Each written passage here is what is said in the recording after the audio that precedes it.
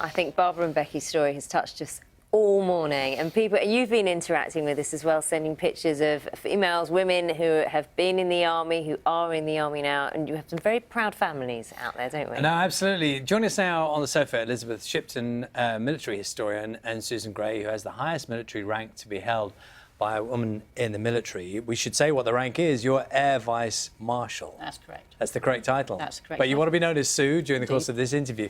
I mean, it's so interesting and lovely seeing those two people from different generations talking about their experiences. I mean, it must resonate with you because Barbara effectively was, you know, her generation were the ones that meant you can be where you are today. Oh, absolutely. And there are many others of the same example. A lady called Dame Felicity Hill, who is 101 and still fit and well.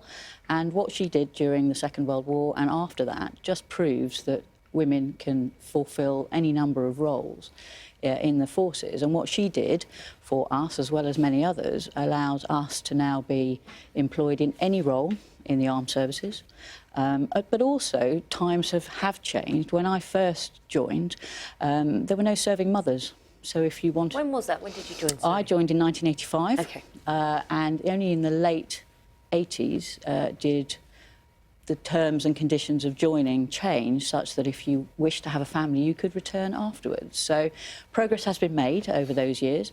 The flexibility of how we employ, whether it's part-time, whether you can have flexible hours, not just for women, I should say. It's not preferential treatment. Everybody is treated equally.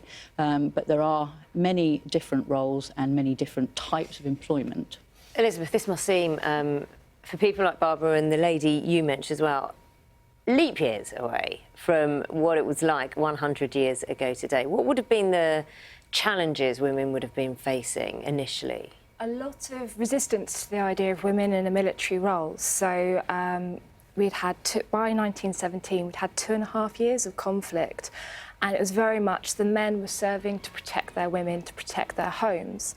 And then in 1916, we have this massive manpower crisis. The Somme absolutely devastates the army.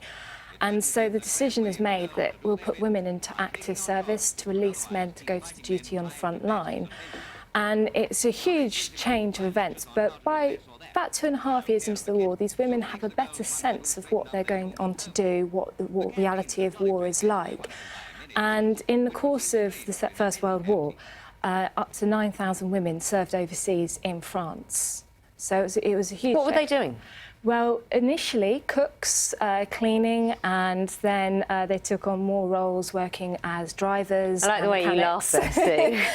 Yeah, definitely. And also, doctors were enrolled as civilians, so we were picking up on maternity benefits in the army now. In 1917, a woman doctor joined the Royal Army Medical Corps as a civilian and duly married and then became pregnant. But they didn't know what to do with her because there was no precedent for this. So they discharged her on grounds of ill health. It's extraordinary, isn't it? Can I ask you, Sue, I mean, it's wonderful you're here on the sofa, and we're talking about a success story in terms of women in the military more generally.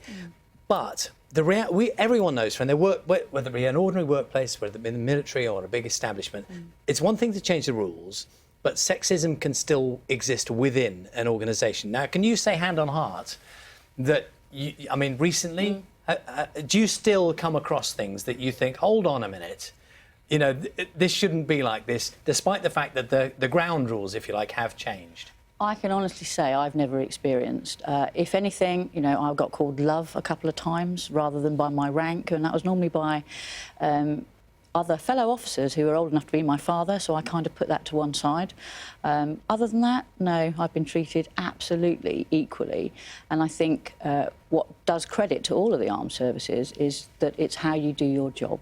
And if you're capable of doing your job better than somebody else, then you will be advanced up the rank structure. So, yes, I laughed at your comment about, because we probably did, but there were also lots of women doing other very technical roles during the World Wars, and they were, albeit they were probably put in those roles because the men had gone to fight, they did absolutely outstanding jobs and paved the way for the likes of myself. I mean, I'm an engineer by background. We have 3 other senior females in the Air Force at my rank. One's the Director of Legal Services and the other one's the Head of HR. And I'm the Chief Air Engineer for the Royal Air Force, so if I can become the Chief Air Engineer for the Royal Air Force, then, frankly, women can do anything. Well, it's been really interesting having you here this morning, Air Vice Marshal Susan Gray, the full title there, and Elisabeth Shipton. Thank you very much for your time this morning. Thank you.